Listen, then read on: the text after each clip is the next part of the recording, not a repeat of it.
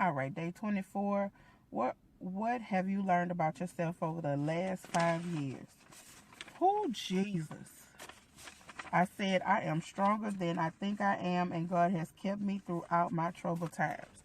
When they say throughout your 5 years, I need you to understand that within these 5 said years, I have lost a lot of family members that are, oh, Jesus, I'm not going to cry.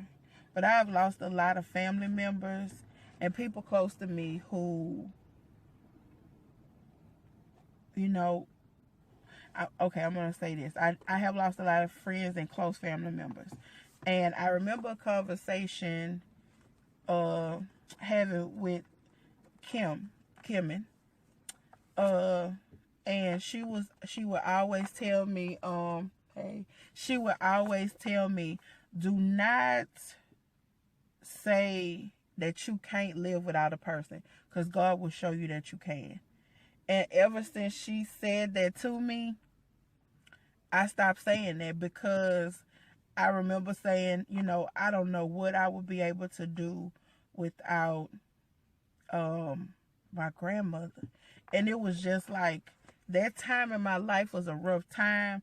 Not only did my grandmother pass away, but right before she passed away, me and my significant other at that time broke up for a little while. So it was just a very trying time. And it was just like when I finally saw him one day, because he does reside out of town. But when I saw him, it was just so hard, because we are close. And the first thing that he says, how your mama doing? Even though he still talk to her and he think he's slick and think I don't know. But even though he talk to her, he say, how your mama doing and how your grandmother doing? And instantly, like, I know he hadn't talked to my mama, because my mama would have said something. But when he said, how was your grandmother doing? And I started bawling, crying, because, that was a time in my life when I really felt like I needed him. And I didn't want to call, because, like I say, your ego is big. The ego is big. So, it was just hard. It was hard. It was a hard time for me. So over the past 5 years, Jesus, my strength has grown. My circle has decreased. I'm not that person. I took inventory, and I can't remember which preacher said it, but I took inventory of people who were all around an asset in my life versus people who drained me. And I didn't literally cut people off, but I have kept people at a distance. And at this point, I don't even care if they mad. That's how serious it is. Like, it gets to a point in your life where, it's not that you care what a person says, but, I was always the person that I wanted that, I was always that friend that people leaned on. And that drains you. That drains you, and it will drive you crazy, because guess what?